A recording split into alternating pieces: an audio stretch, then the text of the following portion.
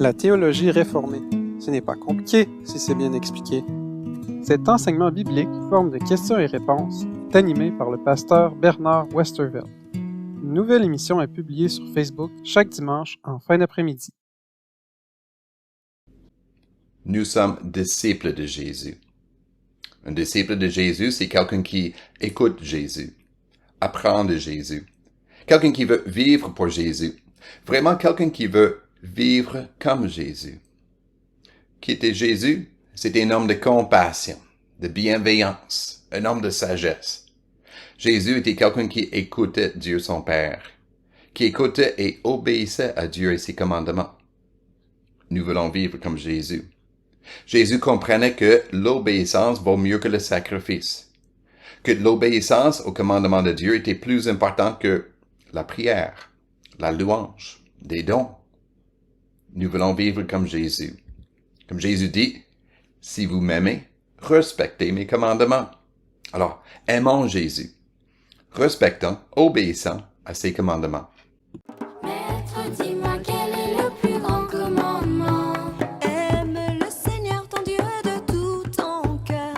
Maître, dis-moi quel est le plus grand commandement? Aime ton prochain comme toi-même, viens en suivant.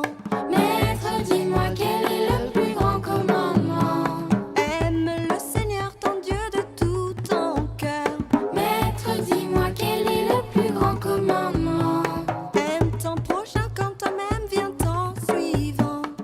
Aime le Seigneur De tout ton cœur, aime le Seigneur de toute ton âme, aime le Seigneur de tout ton esprit. et aime ton prochain comme toi-même. Jésus les 10 commandements. Maintenant que vous avez été libérés du péché et que vous êtes devenus esclaves de Dieu, vous avez pour fruit la progression de la sainteté et pour fin la vie éternelle.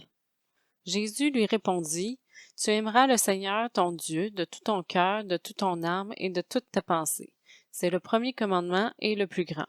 Et voici le deuxième, qui lui est semblable, tu aimeras ton prochain comme toi-même.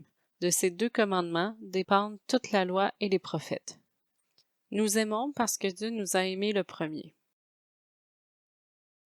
Qui sera sauvé de la mort éternelle?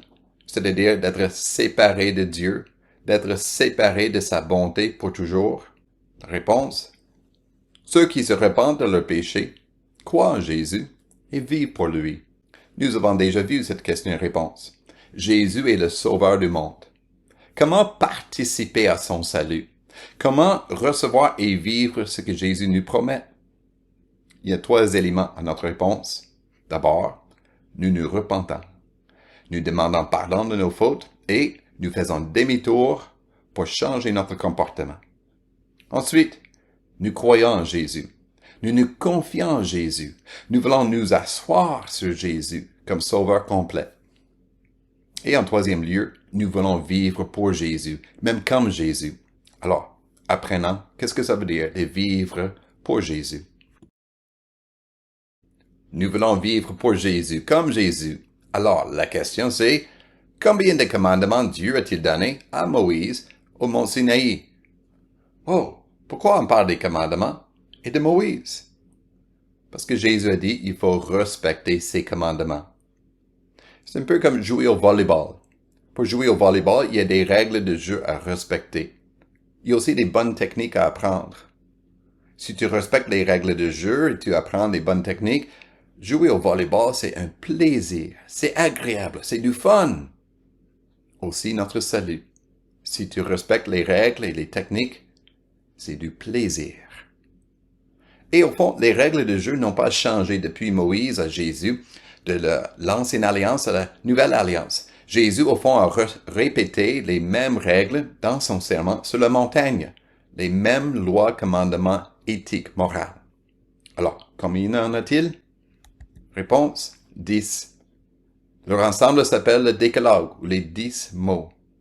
Voici les 10 commandements pour bien jouer notre salut. Alors, ces commandements, où se trouvent-ils dans la Bible? À 2 endroits. D'abord en Exode chapitre 20 et ensuite Deutéronome chapitre 5. 2 fois, répétez. Pourquoi on répète quelque chose? Parce que c'est important. Dieu répète ses 10 commandements parce qu'ils sont tellement importants. Les lis-tu? Les connais-tu? Est-ce que tu les mets en pratique? Voici les commandements de ton plaisir, de ta joie de vivre. Quel est donc leur enseignement? Comment résumer l'enseignement des 10 commandements? Voici une bonne réponse. Reconnaître que Dieu est notre Seigneur et notre Sauveur. Ça peut être surprenant. Mais au fond, c'est Dieu qui est notre Seigneur, notre Roi, notre Chef. C'est lui notre directeur. Alors, il faut être à l'écoute de Dieu. Il faut respecter ce qu'il nous dit, ses commandements. Mais sans oublier qu'il est aussi notre Sauveur. Dans les 10 commandements, Dieu commence en disant aux Israélites qu'il a conclu une alliance avec eux. Il leur dit, « Je suis l'Éternel, ton Dieu, qui te fait sortir d'Égypte, de la maison de l'esclavage. » On se rappelle l'histoire? Les Israélites étaient esclaves, une mort certaine. Mais Dieu les a sauvés, les a libérés. Sauvés, libérés, il veut vivre pour Dieu maintenant. Nous ne sommes sauvés d'un esclavage en Égypte. Voici comment l'apôtre Paul décrit notre esclavage. Maintenant que vous êtes libérés du péché, nous étions esclaves du péché, de la mort du diable, nous sommes libérés grâce à Jésus. Alors, vous êtes devenus esclaves de Dieu. Nous sommes devenus ceux qui sont attachés à Dieu. Nous sommes les enfants de Dieu. Et nous voulons faire quoi donc? Vous avez pour fruit la progression dans la sainteté et pour fin la vie éternelle. Nous voulons progresser dans la sainteté. Nous voulons être de plus en plus saints comme Dieu est saint, bon comme Dieu est bon, amour comme Dieu est amour, juste comme Dieu est juste. Nous voulons être comme Jésus. Voilà le but pour lequel nous sont donnés les 10 commandements. De ces 10 commandements que nous enseignent les 4 premiers commandements. Réponse. Comment agir vis-à-vis Dieu? Les 4 premiers commandements nous parlent de Dieu. C'est que nous devons croire au sujet de Dieu. C'est que nous devons désirer au sujet de Dieu. Et ensuite, comment agir? Comment vivre pour Dieu? Au fond, on est toujours attaché à Dieu comme notre Sauveur. Et maintenant, comme notre Seigneur, nous voulons le glorifier. Nous voulons remercier Dieu. Nous voulons aimer Dieu, notre Sauveur. Que nous enseignent les 6 autres? Comment agir vis-à-vis de nos prochains? Nos prochains, c'est-à-dire tous les êtres humains que Dieu a créés. Parfois, ce sont des chrétiens, ceux que Dieu a sauvés. D'autres fois, ce sont des non-croyants, ceux qui ne sont pas sauvés. Ou encore, ceux qui nous traitent comme des ennemis, qui nous font de mal. Dieu nous apprend comment les traiter, comment les aimer. Quel est le résumé des 10 commandements? 10 commandements, c'est beaucoup, on peut les mémoriser, mais y a-t-il un résumé? Certes. D'abord, aimer Dieu de tout ton cœur. Voilà les 4 premiers commandements. Comment aimer Dieu en priorité de tout ce que nous sommes et tout ce que nous faisons. Ensuite, aimer son prochain comme soi-même. Voilà les 6 derniers commandements. Comment aimer chaque être humain? Comment traiter chaque être humain comme moi j'aimerais qu'il me traite? Quand nous écoutons ce résumé des 10 commandements, nous pensons tout de suite à ce que Jésus a dit. En réponse à la même question, Jésus répondit, « Tu aimeras le Seigneur ton Dieu de tout ton cœur, de toute ton âme, de toute ta pensée. » C'est le premier commandement et le plus grand. Le commandement qui résume les 4 premiers commandements de Moïse. Ensuite, Jésus dit, « Et voici le deuxième qui lui est semblable. Tu aimeras ton prochain comme toi-même. » De ces 2 commandements dépend toute la loi et les prophètes. Au fond, dans cette réponse, Jésus a cité des textes venant de l'Ancien Testament.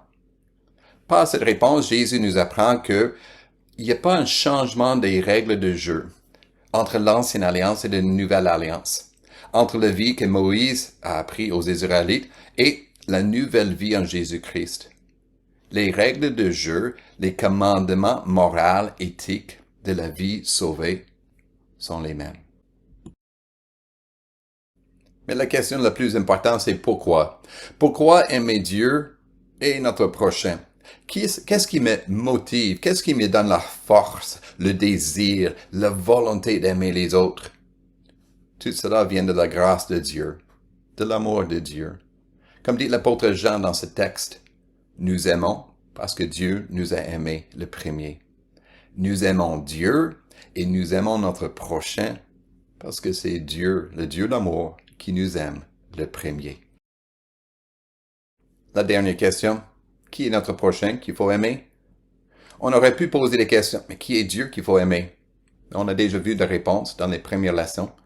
Dieu qui est grand, infini, éternel. Dieu qui est bon, juste, amour. Dieu qui est notre créateur qui pourvoit tous nos besoins terrestres. Dieu notre rédempteur qui nous sauve et donne une vie nouvelle en Jésus-Christ. Nous avons beaucoup de bonnes raisons pour aimer Dieu. Notre prochain, c'est tout être humain et d'abord notre famille. Nous sommes appelés à aimer toute l'humanité, toute personne que Dieu met sur notre chemin. C'est impossible d'aimer chaque être humain de façon égale. Alors, commençons avec ceux qui sont les plus proches de nous, les membres de notre famille. Parfois, ce sont les plus difficiles à aimer, n'est-ce pas? Alors, aimons les membres de notre famille. Aimons les membres de notre famille d'église, des gens de notre quartier, de notre lieu de travail, d'études. Aimez l'étranger qui habite tout près de chez nous. Il faut aimer chacun. Alors, je t'encourage, fais-toi une liste. Fais-toi une liste de 5, 7, 10 personnes, des personnes que tu peux aimer d'une manière particulière cette semaine. Qui sera sauvé de la mort éternelle? Ceux qui se repentent de leurs péchés, croient en Jésus et vivent pour lui. Combien de commandements Dieu a-t-il donné à Moïse au mont Sinaï? 10. Leur ensemble s'appelle le Décalogue. Où se trouve-t-il dans la Bible? En Exode 20 et en Deutéronome 5. Quel est leur enseignement? Reconnaître que Dieu est notre Seigneur et notre Sauveur. Que nous enseignent les 4 premiers commandements? Comment agir vis-à-vis de Dieu? Que nous enseignent les 6 autres? Comment agir vis-à-vis de nos prochains? Quel est le résumé des 10 commandements? Aimer Dieu de tout son cœur et son prochain comme soi-même. Qui est notre prochain? Tout être humain et, d'abord, notre famille. La joie de vivre, la vraie joie de vivre, ça se connaît par l'obéissance. Écoutez ce que nous dit Jésus dans ce beau passage dans l'Évangile de Jean, chapitre 15. Tout comme le Père m'a aimé, moi aussi je vous ai aimé. Demeurez dans mon amour. Voilà ce qu'on désire, demeurer, vivre dans l'amour de Dieu le Père, de Jésus par le Saint-Esprit. Mais comment? Jésus l'explique. Si vous gardez mes commandements, vous demeurez dans mon amour, de même que j'ai gardé les commandements de mon Père et que je demeure dans son amour. Demeurer dans l'amour, vivre l'amour de Dieu, ça passe par l'obéissance. L'obéissance à ses commandements. Et Jésus nous y encourage avec cette belle promesse. Je vous ai dit cela, afin que ma joie demeure en vous et que votre joie soit complète. Voilà la joie de vivre, la joie complète. Et ça se passe, ça se connaît par l'obéissance.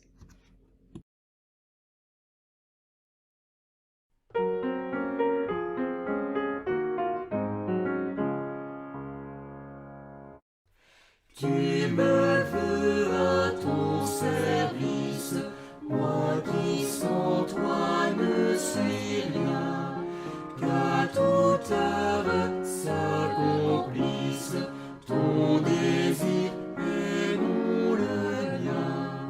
Ce que j'ai, tu le possèdes, mais tu veux le recevoir.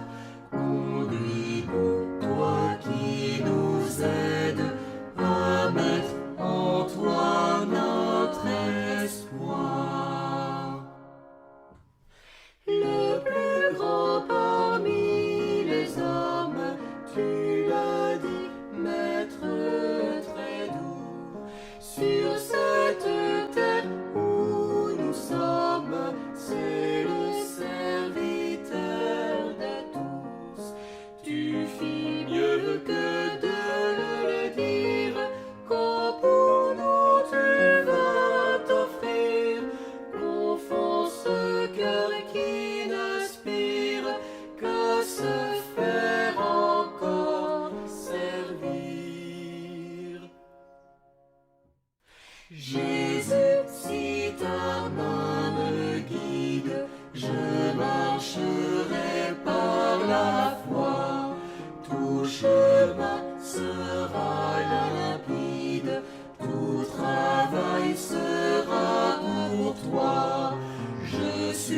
prêt pour la bataille, sa douleur